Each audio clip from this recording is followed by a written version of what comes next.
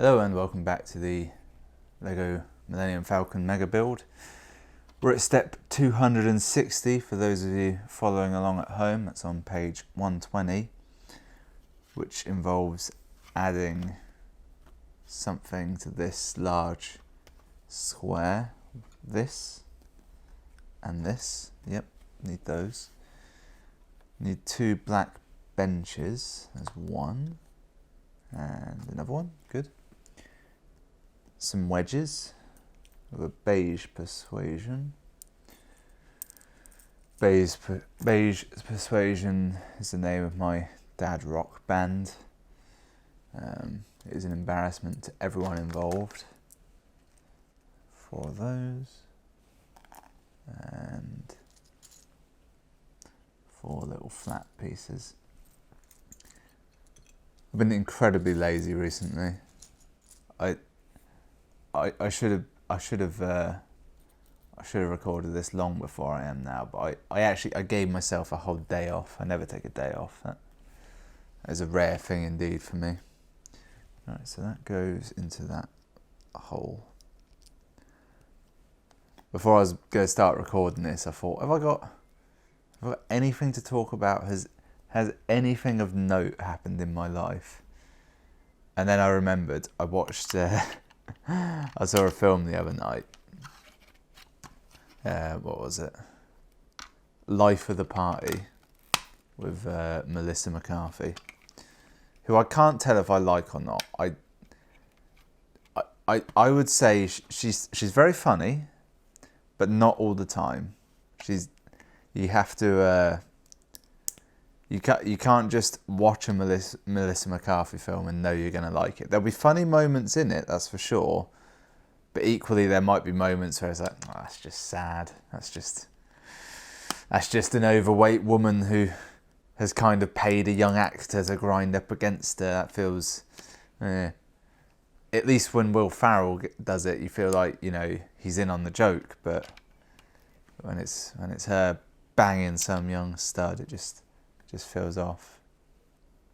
So I'm going to be talking about that film in great detail. The film Life of the Party, which I suspect was not called that anywhere other than England. That feels like a retitled name, and it would have been called, like, I don't know, Fat Girl on Campus or Old Mom on Campus, something like that in America. It strikes me as one of those where it has a different title. And probably, on top of that, came out like 6 months ago and has only now just been released in England. A couple corner pieces. So the whole premise of the film is that she's dropping her daughter off at college with a knobhead husband. I think it's fair to say that. Who's played by an actor that I recognise, and he's been in a lot of TV shows, but he's never... He's a good character actor. He's probably famous, but the best I can describe him as, he was in Parks and Rec as the emergency situations person in that one episode where they have to deal with an emergency situations person. He was also he was really funny in Brooklyn Nine-Nine, which was cancelled and then uncancelled in the space of like 2 hours, it seems. He was very funny. He was very funny in that as like the really depressed cop who works the night shift and just has awful things happen to him. And he's the one where they go to his cabin and and he goes, "Yeah, the woods are great." Yeah, he's the depressed cop where they rent his cabin, and he goes, "Yeah, the woods are great. Just don't go out during sinkhole season." So, when's sinkhole season? It's like, oh, it's been going on for like 12 years at this point. Should stop any time now. It's very dry humour. He was also in Community. He played the racist janitor who defended the secret garden with the trampoline in it. It's really funny how you don't realise he's racist until the end, and then they do a flashback. It's like, oh, yeah, he was pretty racist towards Donald Glover. We've just had that new song out, isn't it? This Is America, with the video that is very hard to stop watching. You'll watch it once and think, well, what was that? And then a day later you'll think, well, I need to watch that again now. And then you'll just keep watching. You think, what the hell? What am I watching? What does this mean? And you won't know. And you'll be afraid to ask. You'll consider asking just random people you meet, what does this video mean? And they won't know. They won't be able to help you. Yeah, so he's in it. He plays her husband. They drop their daughter off for her senior year at college, which is a bit weird. They're dropping.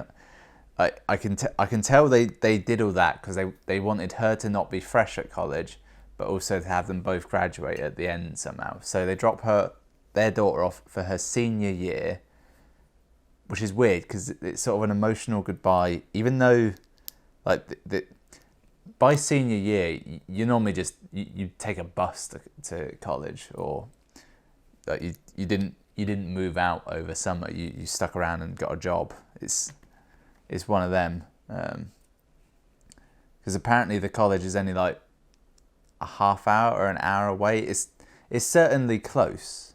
It's always implied to be like not like, you know, plan your day to get here sort of far away. I think it genuinely was like a 30-minute drive. So that sort of struck me as odd. And then as they're driving away, he just turns to her and goes, "I want a divorce," which is hilarious because she's just slightly emotional about dumping their kid off for the last time. And he just immediately goes, "Yeah, I want a divorce. I've been seeing someone else." And turns out it's the least hot one from Modern Family is who he's seeing. Not to say she isn't hot. It's Claire, by the way, the blonde mother. She just has the distinction of being the least attractive one in a group of very attractive women. I'm not counting Lily in that because she's a child. Get your head out of the gutter. And I haven't seen it since she was a baby, so she doesn't even count as a character at that point. All right, that's it. I built some kind of walkways. That's good. Now just adding a bit of decoration to said walkways. So he immediately wants a divorce, and it's really weird because there's stuff that happens that it's as though the screenwriters don't know how any aspect of the world works. Because he's like, yeah, I'm selling the house. The woman I'm having an affair with, she's actually a realtor, so she's doing the work. So it's gonna be sold soon. And the house is in my name, so, you know, I'll be getting everything from it. And I was just sat there thinking, do you not know how divorce works? You can't just like sell your wife's house from under her. You have to provide her a home. I'm fairly certain he was the man in this situation. He'd had an affair. There was no mutual disbarring here. He was dumping her. I was like, you're gonna get thrown in the sea. What world are you living in where this is the outcome that will happen? So that's where that sort of goes. And she's upset briefly. Then she burns all his stuff, and then she makes the shock decision to go back to college. It's very heavy-handedly mentioned earlier on that she got pregnant her senior year, and so dropped out so he could finish college. And presumably she got a job or just looked after the kid to save money. It's not exactly stated. Right, so I need a long grey square. That's one. I was immediately going to threaten it. It didn't exist, but it turned out to. And that doesn't make sense either. That she dropped out her senior year to have the kid. So I don't know exactly when you go to university or college in America, but I'm going to guess it's around 18 or 19, because I know it's a big thing that they normally can't drink as soon as they get there. So let's assume it's that. So her daughter's probably 21.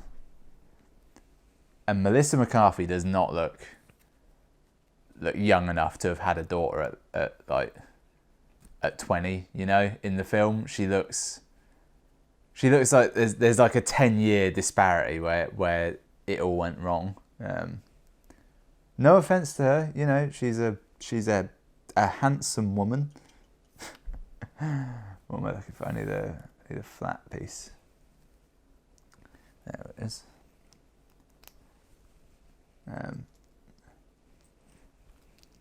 Yeah, she's a very handsome woman. Very dynamite gams. A little wedge shape. I'm distracted now because I'm about to put a sticker on something. I don't want to mess it up because you know you only get one shot at that, or two if you're very careful. Where are the stickers? Number 7. I nearly misread it as number 1, but I've already put number 1 on, so that wouldn't have been an issue, and it would have been fine.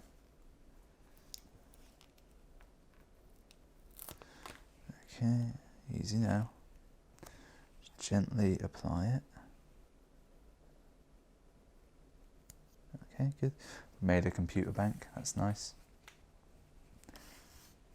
Yeah, so she quit out her college in her senior year. So she's like, yeah, I'm going to go back, going to finish off my senior year, get my degree or diploma or whatever they get.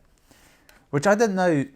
I don't think you can do presumably it's 3 years. You do 2 years and then drop out and defer for the last for at least 21 years or so and then come back. I don't think that works. I'm pretty sure you'd have to do the first 2 years again at that point. I remember the rule is in our country, for the most part, a 3-year degree, you can do it over 5 years, I believe is the rough estimate. The assumption being that you ain't going to remember 2 years worth of stuff, stop for 20 years, then come back and be on the ball. But I don't know how it works. Maybe that's fine in America. Maybe the screenwriters were just, you know, they had the idea, they wanted her to go back to college, you know, like, we're going to put in the work to make a feasible reason. We're going to give her a job at a nuclear power plant and then send her back, like in The Simpsons. Nah, it's fine. We'll just do it as is. Right, so that's... Where's the... I need some more flat bits now. Be a hero. Just take 2 trips. I put this in the wrong... Oh wait, no, I haven't put it in the wrong place. There's some pre-detailed parts that I don't ever remember seeing. Little grey wedges with writing on them already. Ah, there's one. Okay, there's 2. Right, made a proper little computer bank shortly. You'll get to see this in many months when I do a close-up. Not now, many months from now. So she heads back to university, surprising her daughter in her sorority house, so her daughter's been a part of this sorority, presumably the whole time she's been there. It's unclear whether her friends in this sorority house are seniors as well. They all kind of seem like they're not, because they haven't really got their shit together like, you know, students of that nature have. They seem more like the fresh out of high school, first time alone age, which they may have been. Again, it was unclear. And then Gillian Jacobs is there from Community. And Melissa McCarthy immediately goes, I notice you're a bit older than the other girls. What's going on there? And she just gives a deadpan delivery of yeah, I was in a coma for 8 years, so, you know, I woke up and, you know, here I am. So I'm older, but not wiser. And she does it in such a deadpan fashion. I was like, is that real? Is that a joke? Did that actually happen? And then they don't really touch it again, except for 2 other times in the film, one of which it becomes a major plot point. And in fact, her whole involvement in the film is it seems like she's entirely sarcastic. But then it's later implied that, oh no, she wasn't ever sarcastic. She just seems that way. She was pretty good in it, to be fair. All right, I need to make a little tower of studs with a kind of wedge on top. So light grey wedge, yeah.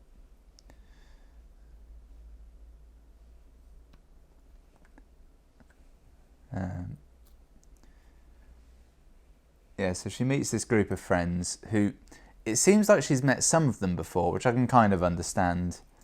Being that she lives 30 minutes away, there's a good chance that on many occasions her daughter would have maybe brought them back with her or visited them in some capacity or any kind of nonsense. So she sort of knows them, but not that well. And to be fair, the group of friends, they were all pretty good. They're all women, obviously. They were all pretty funny, had their own, character traits to a certain extent. It was, it was good. It was a good step for funny women films aimed at that sort of age group. What I think of as the American Pie demographic, despite the fact that American Pie came out quite possibly last century. It feels late 90s. I want to say 99 was the first one, but I don't know that that's true. Right, a whole bunch of studs. Oh god, there's loads of shit still to go on here. I just don't pay attention enough. My fingertips are already hurting quite a bit, like they're a bit raw. I need a double wide. Is it over here? Or is it over here? It is over here, okay. Alright, so that goes on there. That one down there. And the gap of 2.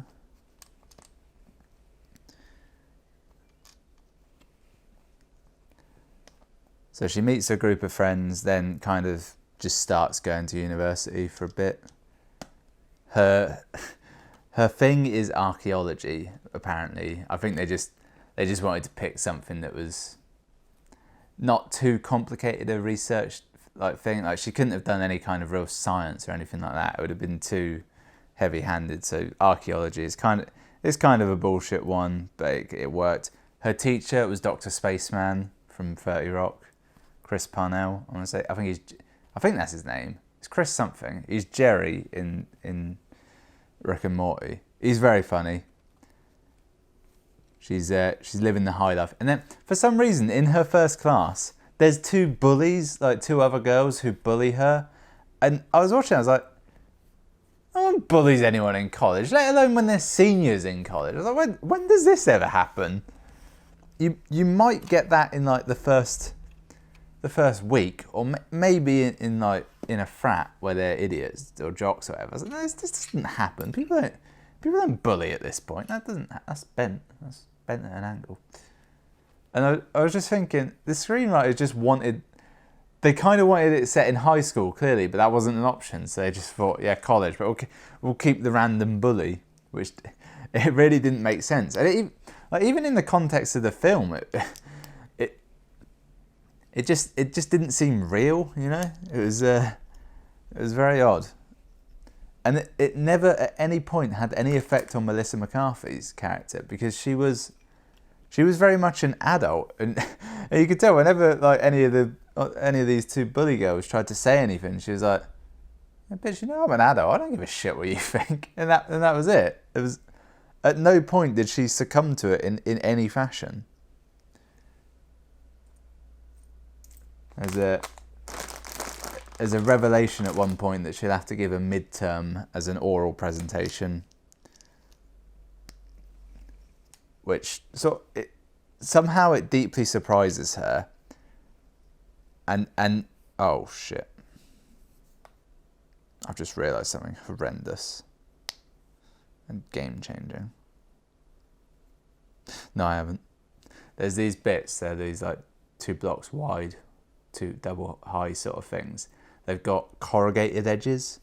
I've just realised some of them go horizontal and some of them go vertical. But on looking, you just turn them around and that's the difference. But, oh God.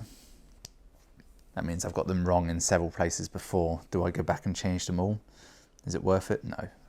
I'll soldier forward and put this kind of arch in place. How the fuck does that go? Oh, like that, quite easily actually. And there should be another one somewhere.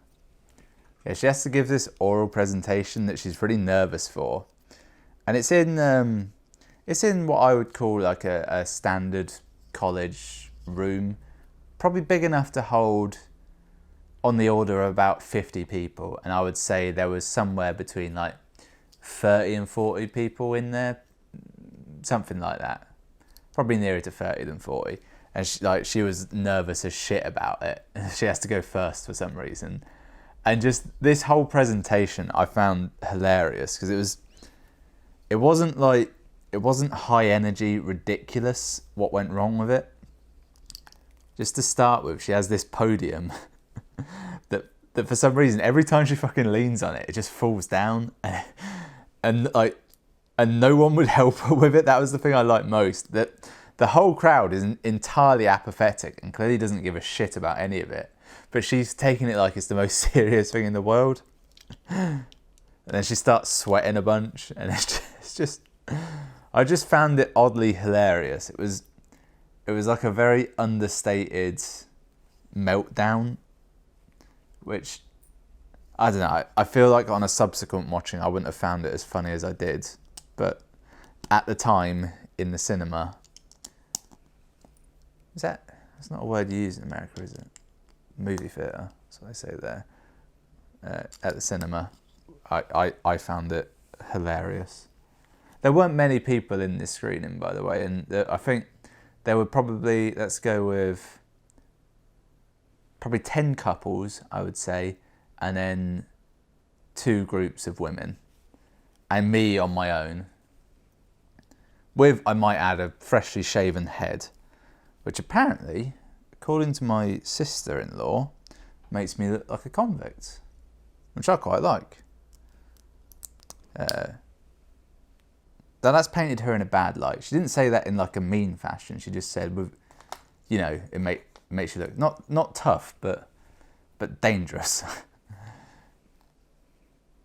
On the note of the new hairstyle, basically, right.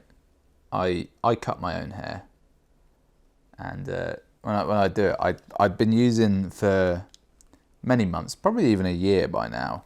I've been using a pair of, well, they were kind of sold as beard trimmers, but they were just, you know, they were a little pair of clippers with a guard you could optionally have on. They just look like clippers essentially. I had been using them. I was like, you know, I might treat myself and buy something new. So I brought this like fancy thing with like dual blades on it. I mean like 2 sets of blades. And the idea is you go done, like in and out. And I was like, yes, this will never actually work. So I brought that and I used it. And the clippers I'd been using before had a guard on it, and I'd set that guard to, I believe, 12 millimeters. That's what it said on the side, 12 millimeters. And that's what I'd cut to, which I think, if you're familiar with such things, is a grade 4 in hair cutting terms. So that's what I've been doing. I was like, okay, I got this new set, and it had a number of different guard attachments. And I was like, one of them said 13 on it. I was like, that's close to the 12 I'd been doing. Let's try that. I popped that on. I went like that, right down the middle. In fact, I went from the back and over in front of a tiny... I don't really have much of a mirror. I use this tiny mirror. It's like that big. So I can barely even get my whole face in it at a time, and I have to contort at an angle. So I did that, and I was like, okay, so that's significantly shorter than what I'd normally do. And you know, I'd gone straight down the middle, so I couldn't. If I'd have gone from a side, I could have, like, you know, blended it longer on top or shorter on the bottom sides or whatever. But no, I'd committed to this. I was like, fuck it, whole thing over just like that. Cut the ears out using a knife and that. And what am I making now? Some kind of flat domed creation. So I did that, and you know, the thing is, as a man who indeed cuts his own hair, if you ever sort of mess up and cut too short like that, you just got to own it. So I was like, yeah, I meant to do it. What of it? Fuck it. Yeah, so I'm in the cinema, freshly shaven head. It genuinely, it makes you feel somewhat aggressive. Like you have little to hide. I'm in there laughing my ass off at this dumbass Melissa McCarthy comedy. It was dumb. It made little sense, like the idea of it, the story of it, and the fact that towards the end, what happens is she accidentally gets high at a party, and she goes to crash her husband's wedding, her ex-husband's new wedding. Okay, why is that at an angle? Because it's not on, that's why. Ah, so it's like a missile bay sort of thing. That's good, I like that. At least it would be if I put it on right. I have to make 2 of them. Yeah, so she goes to crash her husband's wedding. Oh, there is, I've skipped a bit. She goes to a frat party to unwind with her new friends at the sorority house. And she, I forget how it works exactly, but she somehow just ends up hooking up with this guy who, as far as I can tell, just has a thing for older women. I kind of skipped the bit where it said, it was like, oh yes, this is my fetish. Because she's not bad looking, but this dude was like, even if they were the same age, he was significantly higher on the social order than her. He was a good looking man, or boy, I suppose. He would, if he were in gay porn, I'm going to stop right there because I don't know where I'm going with that statement. Yeah, so they're banging, and then in a hilarious reveal later on, turns out he's the daughter of he's the son of her ex-husband's what's the word? The woman from Modern Family that he's banging, and it's a fucking hilarious reveal because it's in the middle of a restaurant. It's just set up beautifully, and it does kind of come out of nowhere as well. Like I fully wasn't expecting it. It was a solid surprise. Have I made tits? Probably not. Right, so this attaches here. Okay, I like that. That's something, isn't it?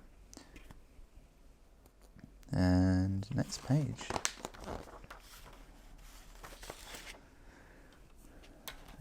Right, making a whole new kind of a thing next.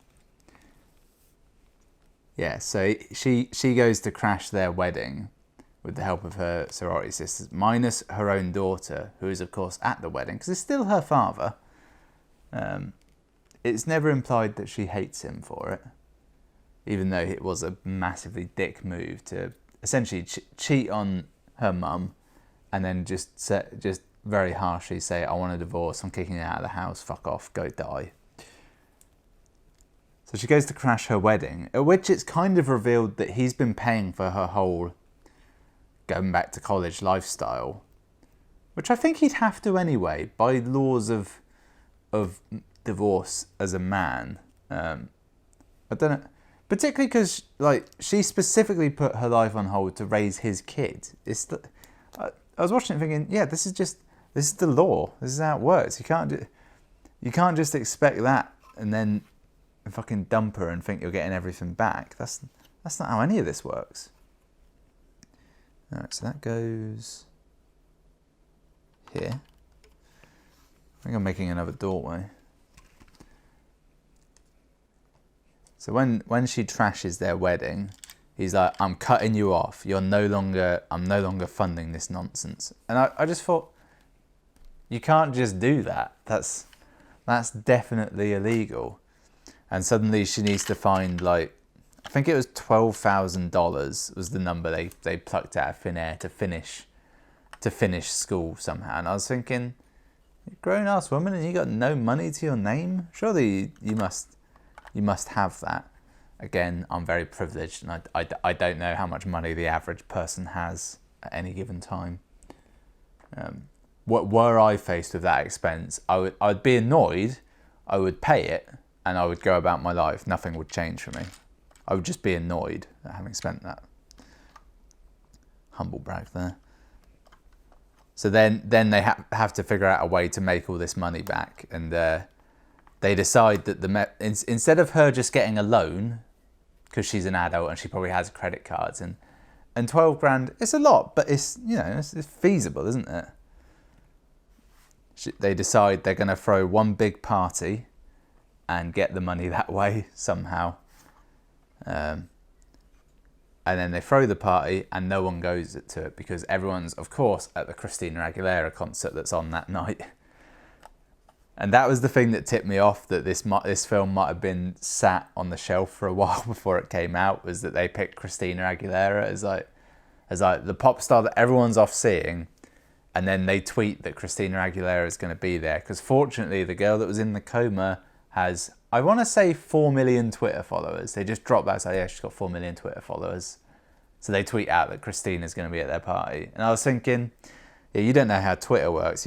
If you have 3 or 4 million Twitter followers and you tweet that she's going to be at your party, you're probably going to get like 15 people show up. It's not going to be like the hundreds they expected to appear that would then spend money and all that. And yeah, and then it starts to turn out that Christina Aguilera won't appear because it was a total lie. But then, in a shocking twist, it turns out that Melissa McCarthy's roommate, this weird goth girl that doesn't appear much, is actually the cousin of Christina Aguilera, and thus gets her to appear. And even when Christina Aguilera, you can't just say Christina, you had to say her full name. When Chrissy appears, I was like, I don't even know what she looks like. That could be her. It might not be her for all I know, because she's not been relevant for a while, has she? In my opinion, I'm not that up with pop music, but if anything, that makes me more aware to say, more able to say that she isn't that current. I feel at that point the script was probably written with probably Lady Gaga in mind. It's like, she wouldn't do it. Who else could we get? And they probably went through all the current like pop starlets of the time and arrived at Christina Aguilera, who said yes, despite being, without being harsh, kind of past her prime a bit. I'm sure she's still selling out shows. She's a big deal and all, but not really. I was even trying to think. I was like, what were her big songs? What were her hits? I was like, there was "Dirty," that was one, and then there were oh shit, that's gonna be black. And there was the one like Candy Man or something like that had a very 50s feel to it, which I liked as a song. I've never met anyone who doesn't like that song, and at the same time, I always thought, why the fuck did she make this? I'll put everything wrong on this. I need one more bit. That's why. I don't even know what I'm making here. It's a very complicated little construct with some bits I've never seen before. So Christina Aguilera shows up and saves the day by putting on a free concert and earning 12 grand. There's another version of events where Christina Aguilera shows up too late. They don't put on a concert and she's like, well, I'll just give you 12 grand because that's not much money to me because I'm mega rich for pop star Christina Aguilera. What do I need now? What the hell is that? A kind of black phone. Maybe I should actually read these instructions. I found Han Solo's gun, so that's useful. Quite excited. I've got tickets to see Deadpool 2 tonight, which I'm greatly looking forward to. I've heard mixed sort of reviews about it. A lot of people have said it's more Deadpool, which is good, but because it is more Deadpool, you've already, like, the initial hit of Deadpool is you know what it is. Like, it's very much the same joke, which is still a good joke, but at the same time it's the same joke. That's the best sort of reviews of it I've heard. But I'll like it because I like all superhero films. I genuinely do. Like, the only superhero film I've ever watched and had an actual dislike for was Fantastic Four, because that wasn't really a superhero film. That was that was some weird hellish nightmare scape.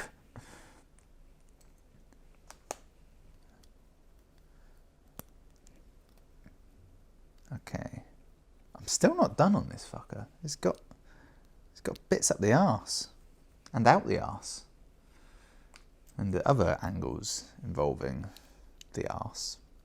Yeah, so I'm watching Deadpool 2 tonight, and next week it's Solo, which I feel the whole world is very unexcited for Solo. I'm gonna watch it.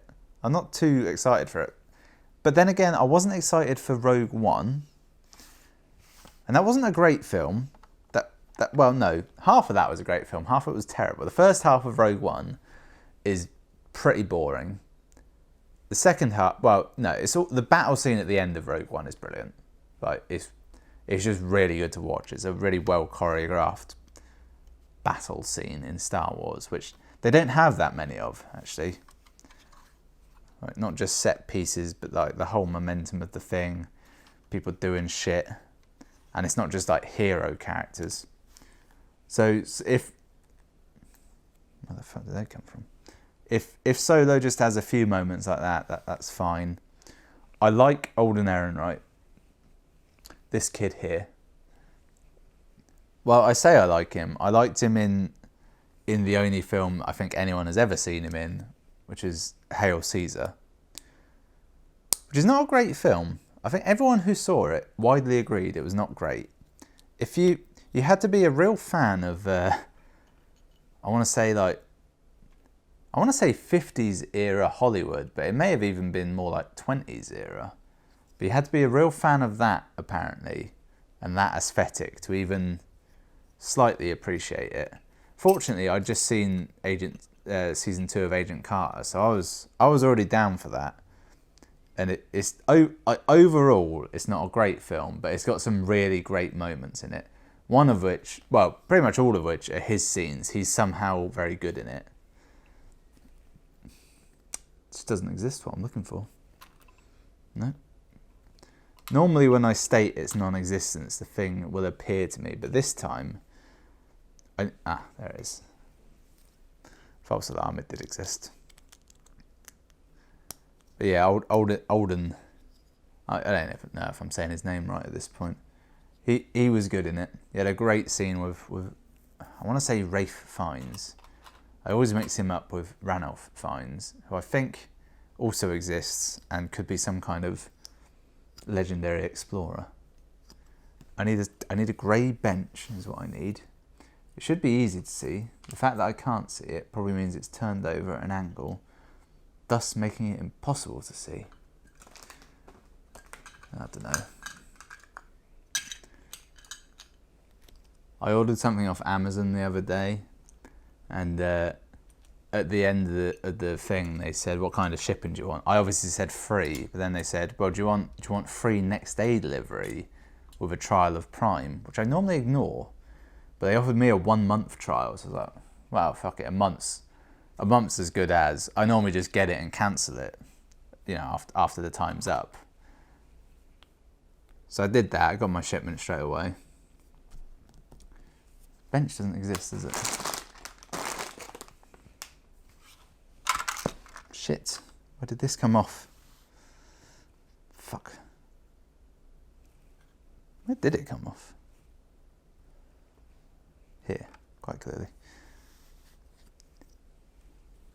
Yeah, and on top of that, I got like Amazon Prime Video subscription. So I was scrolling through to see what was on that, and I saw The Tick. So I started watching that. My knowledge of The Tick is that it's kind of a spoof superhero thing. I used to watch the cartoon, which I found very funny. I specifically remember a parody of Galactus they did. So I started watching that. I finished watching it. It was a good show, actually. It was certainly a comedy. It wasn't like laugh out loud funny. It had some just funny moments to it. Of particular favourite was the big bad villain in it, the Terror. When he comes back into town to sort of rule, he goes to this cola company. I can't think what it's called. It had a really funny name. It was like the it was like Brown Fizzy Cola, BFC company or something like that. But he comes back and he talks about how he invented the formula and how there's this secret ingredient in it that it's in every bottle and only he knows what it is. And one of them's like, oh my God, you've poisoned it. He just realized, no, I pissed in it. 1 drop, every bottle. It just makes me laugh. It was one of them where it felt like they were building to this sort of, this was part of his secret plan, and it turns out he'd just been pissing in the cola for like 40 years. Okay, so I'm sorting out these pieces into sensible places, and it's making me think that what I need doesn't exist at all, because I found it immediately. Right, that's good. Now what? It just goes in. Right, okay, like that. Yep. I'm making a very tight area, is what I'm making. That's a big factor of the Millennium Falcon, isn't it? Is that there's sod all space in any of it to do anything. This appears to be a gun I'm making. Wait, what? Oh, I see, that goes on there. That in there. Yeah, so I watched through all the Tick, and that was great. Had a lot of fun stuff in it. Worth watching. Hope they make a season 2. I think they are. It might already exist. I'm not in the loop on these things. It's tempting me to go back and watch the old version where Patrick Warburton played the Tick. Oh God, I've got to put... Oh wait, I nearly fucked this up royally. I was about to put a sticker on this revolver barrel, but actually it goes on top of this grey bit that goes on top. I've got to put a donut sticker on, which is a round sticker with a hole in the middle. Could I have called it a bagel sticker? Yes, but I'm a well-known anti-Semite, so I couldn't do that. Alright, does it matter? No, it's round. It can go on any way it likes. The sticker's actually off-centre.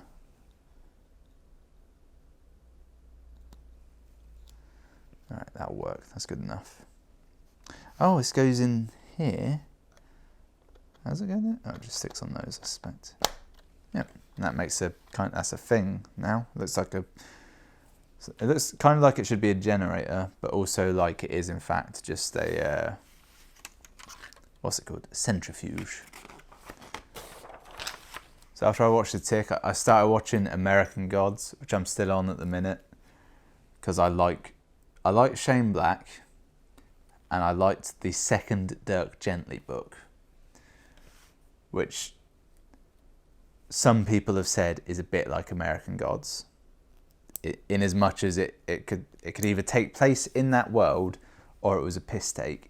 Either way, there's that, and there's a couple things in my media consuming past. I remember like watching, reading, whatever, and people have said, oh yeah, it's a bit like American Gods, which is a book or a comic, I don't know. I've read some comics, that's it, where they've said, yeah, it's a bit like American Gods.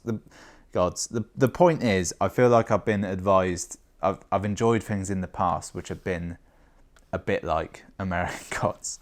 So I finally got around to actually watching it, and I like Shane Black, who plays Mr. Wednesday, which if you're a fae with, I don't know, Middle English, Norse mythology, you'll know that means he's Odin. He's yet to say it, but it's certainly implied. And Christ, that's a weird show. There's a lot going on. It's very hard to follow. It's incredibly violent. A lot of graphic nudity. There's a bit where they introduce a Muslim character having trouble in New York, and then he meets another Muslim taxi driver. Then it turns out they're gay and they properly bang each other, which you don't see very much in TV, two dudes banging. And I just found that hilarious. I was like, oh good, they're putting a Muslim character. I was thinking, because it's all about sort of gods and stuff, but it's kind of like old gods, like pagan gods. I was thinking they're probably not going to have anything like Christian gods in there, although apparently Jesus is in it, possibly. I didn't think they'd go down that route. I was like, I don't think the Prophet Muhammad will be in this, or Allah, or anything like that. Then there's a Muslim character, and it turns out he's an Ifrit, which as far as I know is some kind of fire genie. What am I building next? This? Along with this? Okay. Yeah, it's some kind of fire genie. And I was like, okay, so they've steered clear of anything too, you know, blow up a building-y, in terms of nutcase fundamentalism. And then they made him gay, and they made him bang another dude. I just found it really funny. I was like, all right, yeah, fair play. You've it looked like you were about to sidestep an issue, but actually what you did was you sidestep and then lunge straight head forwards into it. Genius. But it's been out for ages now, and I think it's because it's digital. It's like, no one can keep up with this kind of nonsense. There's too much going on in the world. Right, what have I made? What is that? Is that anything? Apparently it hooks on to something over here. This.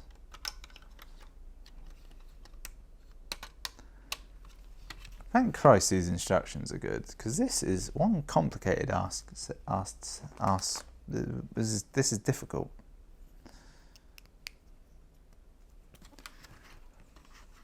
I'm back into Destiny at the minute. The old Warmind expansion. I fell off I played Destiny after the first expansion came out. I played it up to that on PC. This was, so I played the first expansion. Don't do any raids because I don't know enough people that play it, and I don't really care enough to like find groups online to do it with. So I did that, and I played it, and I know exactly when I stopped. It was over Christmas during the Dawning event. I know this because when I logged back on, I had loads of Dawning based stuff, which is the Christmas thing they do. Okay. Oh, we're putting this room in. Feasibly, there's only 2 rooms left. So where does this actually go? It goes in this slot here. Thusly. Okay. All right. I'm thinking it wants to go in underneath, because there's no possible way otherwise for it to fit. Yeah, so I'm back playing Destiny, which I'll be honest, I really enjoy. It's fun to play. There's so much bitching about Destiny Online, and I can't understand it, because it's fun to play. I have the benefit that I didn't play the first one, I think. Okay. It's roughly in place, but I need to figure out where it actually slots in exactly, otherwise it will all be wrong. I think it goes in here though.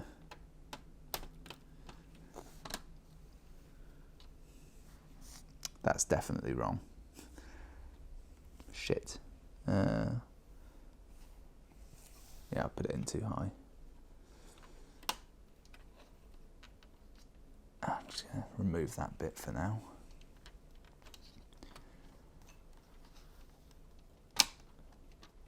Okay, so that goes in there.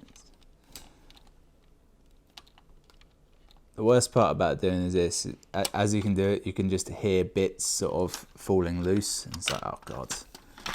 Alright, let's just reassemble everything that fell apart before I go forwards. There's a few bits that are like not quite finished up, so they lack a certain amount of stability. And I presume they will acquire said stability later on. Let's see, that goes there. Put that in. Right, that's halfway done. I kind of want to just slot it in without looking, but yeah, I was definitely going to mess that up. And I've just knocked something else off.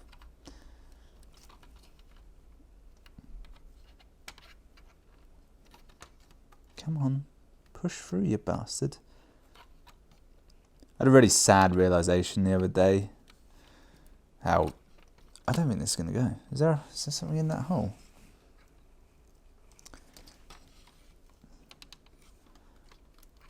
Yeah, so the game, one of my favourite, there we go, got it in. So I really like the Lego games, right? Almost on topic.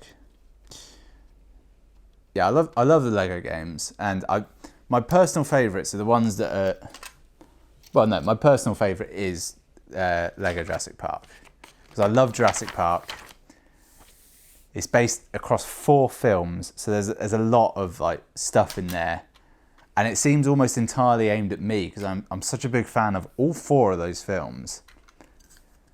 But they can't do any more. Like they could make one game based on Lego Jurassic Park, Jurassic World 2, but like one film is not enough content for a Lego game, in my opinion. You need more than that. Let's see, number 3. Nearly run out of stickers. There's only. I'm about to put 2 on now. After that, there'll only be 3 left, and 2 of them are the same. They announced Lego. I want to call it Infinies, but that's not right. It's Incredibles. That's what it's called. I could not think of the name of that. So yeah, it's Lego Incredibles, which I think, yeah, it sounds kind of fun, but you've only really got what, 4 characters, maybe a few more if you throw in like Frozone or some of the enemies, but there's not that many like fully different superhero characters in there.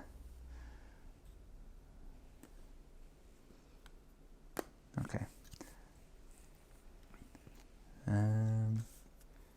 All right.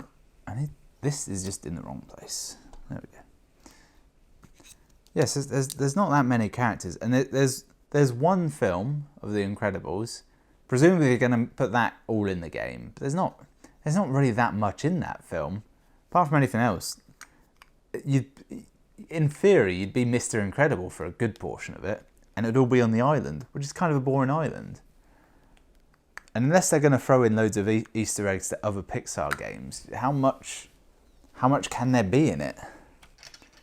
Like I tried playing the Lego Force Awakens game, but I kind of got bored, to be honest, because it was like, it was all one film, so you were kind of going at too slow of a pace for a lot of it, for me at least.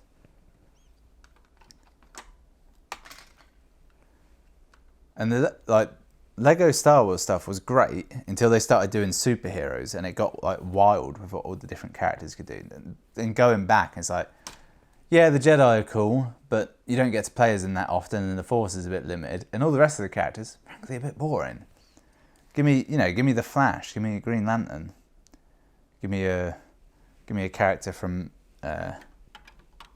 give me 4. I don't know, Ant-Man, there's a good one. Professor Xavier. Could you play as him? I think you could. Give me all the X-Men, in fact. I fucking love the X-Men. Alright, that's good. I've got to stop moving that away. I'm now looking, and the next step is also involving that. Yeah, okay. Well, it's not quite involving that. I've got to assemble a thing. 2 things, in fact. Do them both at once.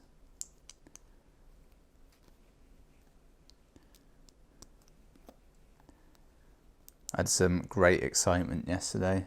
I got an email through from the service I use to sort of acquire keys for games. It's called Keymailer, and the way it works is if you're a streamer or a YouTuber or really any kind of influencer, sorry, if you're anything of that ilk, you log in, you attach for me, it's my YouTube account and my Twitter account.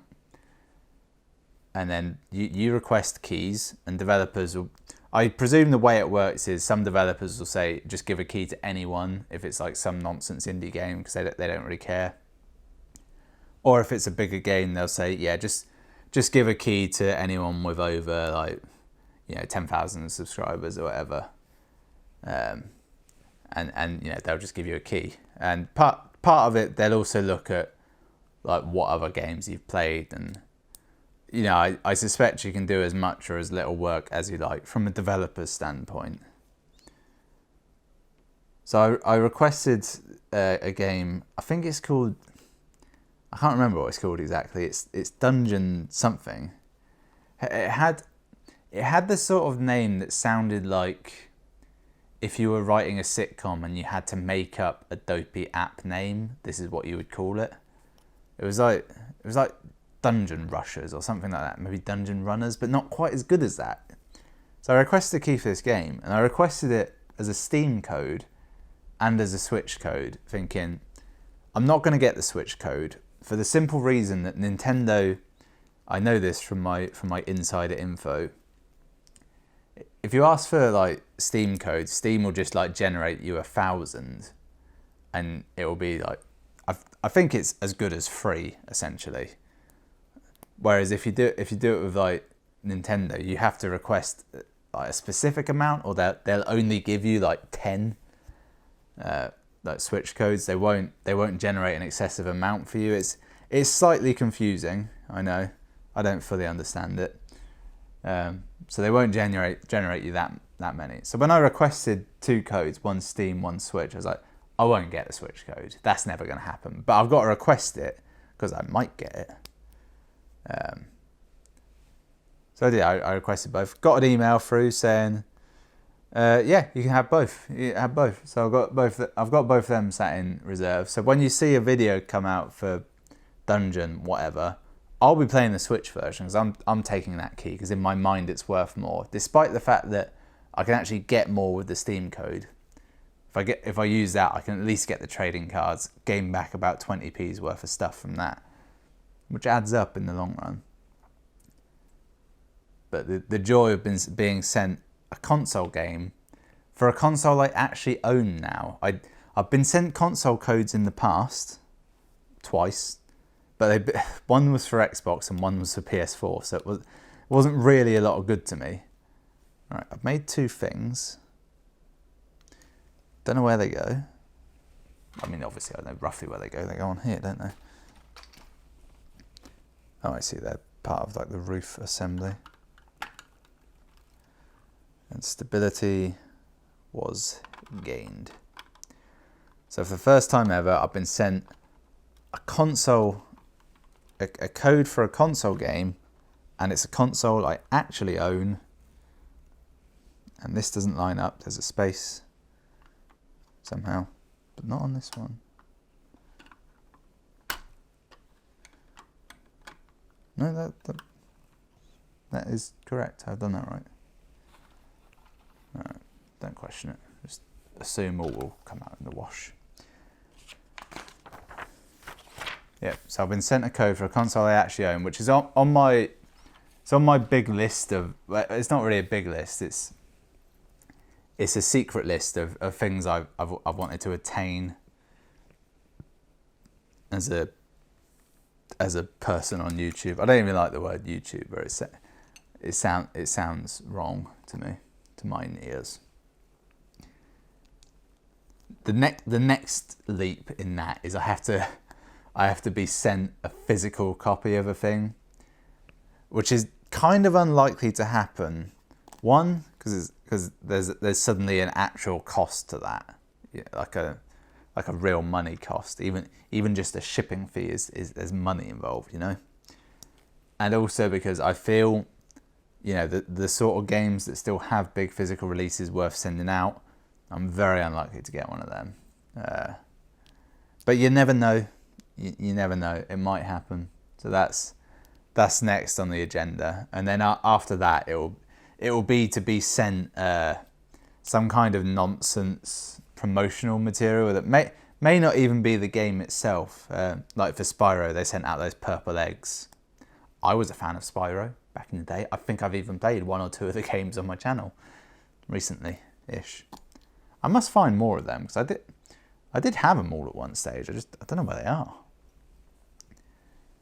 There's an annoying thing with all my PS1 games. The PS1 was my first console. It wasn't the first console I had. That was Super Nintendo, and I think even before that, before PS1, I had an N64. No, the PS1 was the first console that was kind of all mine. The Super Nintendo was like the family thing. The N64 I pretty much shared with my brother, really. It didn't feel like mine. Whereas the PS1, it was like, okay, this is kind of mine, which meant a lot of the games on it I would be in charge of, and therefore were awful because I was an idiot.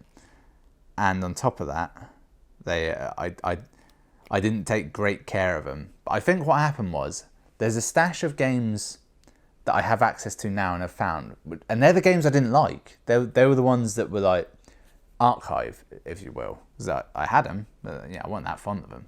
And then somewhere else are the games that I actually really liked, and those are the ones I need to find because they're the ones I have particularly fond memories of, but I don't know where they are. They'll turn up at some point.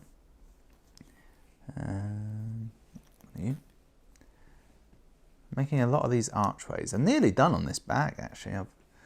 I've moved through it at a real rate of knots. I've done surprisingly well today. It makes me think I'm forgetting something, like I'm not wearing trousers.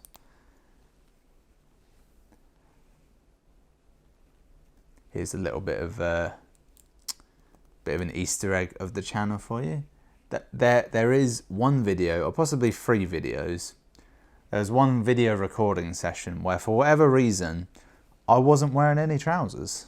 You can't tell, obviously, because even now, I could only be wearing a shirt for but this was an at the computer one, so it was even less on display, and yeah, I just couldn't be asked to put any trousers on at the time. I'm not sure I was even wearing underwear, to be honest. So if you could, figure that out, and there's no prize, but there is this sudden like unpleasing knowledge that he's quite naked there. Oh. Well, that's the hour and 5 minute timer I set before we started done.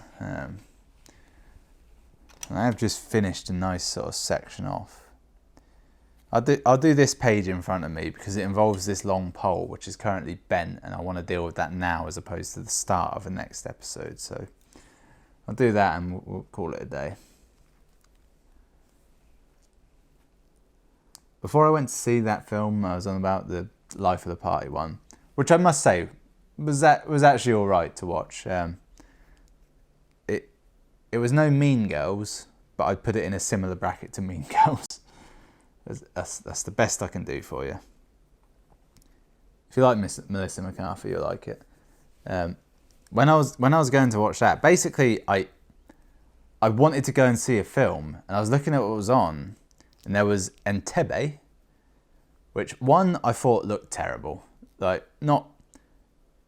I normally like serious films like that about real world events, but it just didn't look very good to me. It looked kind of all over the shop and a bit heavy-handed, so I really couldn't be asked for that, and it wasn't on at a great time for me to watch it, so I skipped that one. And it turned out it got pretty crap reviews anyway, so I was like, oh, good. It looked to me like it was attempting to be an Oscar film, and everyone routinely agrees, like, yeah, this isn't really going to do it. I wouldn't go to the Academy with this one. And the makers agreed. And then I thought I could just watch Avengers again. I'd seen it on the Friday night, and this was on the Sunday. And I was like, I could easily watch that again. It's that good.